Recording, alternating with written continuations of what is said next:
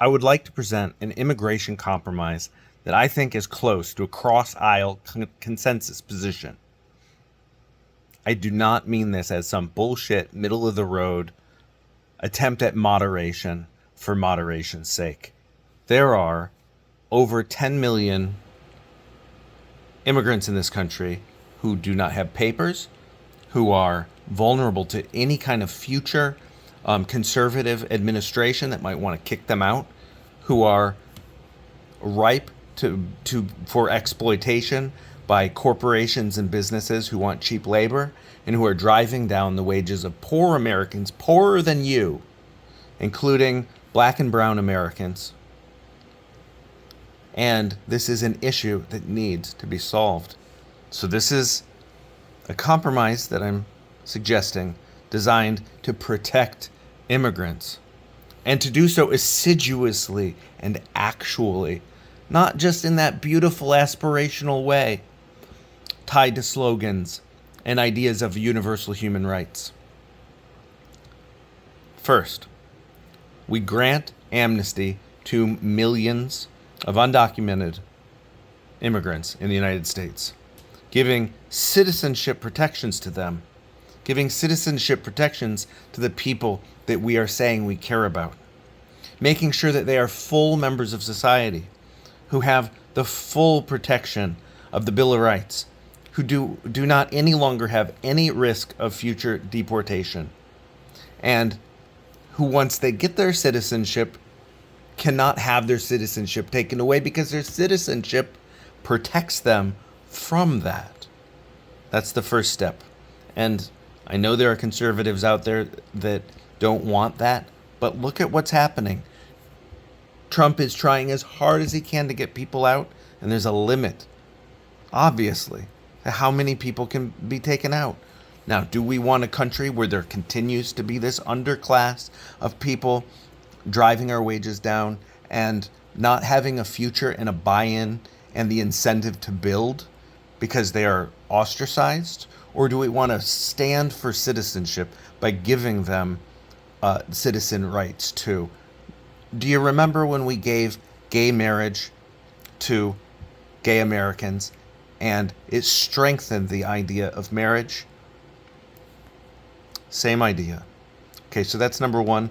Number two, I'm sorry, progressives and liberals, but we have to deport criminals. Why? We have to do this for a number of reasons, but part of it is that millions and tens of millions of your fellow citizens want it. We have to deport criminals and also some number of undocumented immigrants. And that number can be negotiable. It has to be negotiable because some people want a lot and some people want none. And are we going to have a civil war or are we going to be civil? And it's not just meaningless. Like, there are cartels and gangs and mafias and trafficking operations that use the chaos and the cross-border the cross-border chaos to run their operations. That's real. Okay? It's so real that the CIA has linked themselves up with that in order to make money and manipulate governments throughout Latin America. All right? It's very real. And we have to do this also, as I said, to satisfy this urge to expel the foreigner, which I'm sorry to say is part of human nature. It's not really how I feel. I love diversity.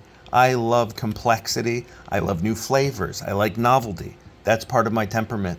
But it's part of the temperament of some people that they do not want too fast of change. And everywhere in the world where fast immigration has occurred, their conflict has arisen. And it ain't just white people. It happens in Kenya. My God, the Jordanians are hesitant to let other Palestinians into their country. It happens everywhere. And it's racist to not admit that that's part of human nature. And it's unrealistic to design policies that are definitely going to create a backlash, especially when that backlash is going to hurt the very people that you supposedly are trying to support. The third aspect of this compromise is that going forward, we have to strictly control the border. This is essential because if we do not, and first of all, this doesn't mean that we can't let a lot of people in and give them work visas legally and give them citizenship, but to let people come in undocumented and illegal opens the door to this entire dynamic continuing to play out. Corporations have cheap labor, that it drives down labor prices for everyone else. And now you have this group of people that can't really be guaranteed their rights. Now you can say everyone should have rights, and you can say no one is illegal on stolen land, but the Supreme Court can, even under the most conservative leadership at the Supreme Court, they're going to support the civil rights of actual Americans with citizenship, no matter what, in a way that is not going to happen when there are, to the millions of people who do not have the protections of belonging within a country. If they do not have that, they're stateless, they are homeless, they are bereft of that kind of legal support. Nobody who cares about these people should encourage a situation where more and more people are in that precarious, vulnerable place of no membership in the larger society, no legal belongingness to the country they reside in. That is not progressive. Progressive is to find a legal structure to support the lives and the rights of the people that we allow into this country. Look, there is a vast literature on this. I'm not going to go into it, but there are leftists who have said the things I'm saying very, very clearly. Okay, so these are the three things. The three things are grant amnesty to millions, but deport criminals to dismantle criminal conspiracies, and going forward, control the border while letting legal immigration occur.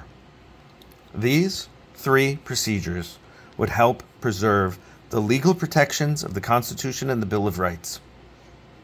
When undocumented immigrants who are otherwise good members of society gain citizenship, this strengthens the idea of citizenship. And when the rights of citizenship are defended, this improves the welfare of these new citizens who have been newly naturalized. I think this formula would protect the values that make our country worth fighting for. And it would protect our immigrant neighbors. And as a compromise position that can cut through this crazy polarization where we're at each other's throats and we're headed towards some kind of terrifying chaos, this compromise might just win an election.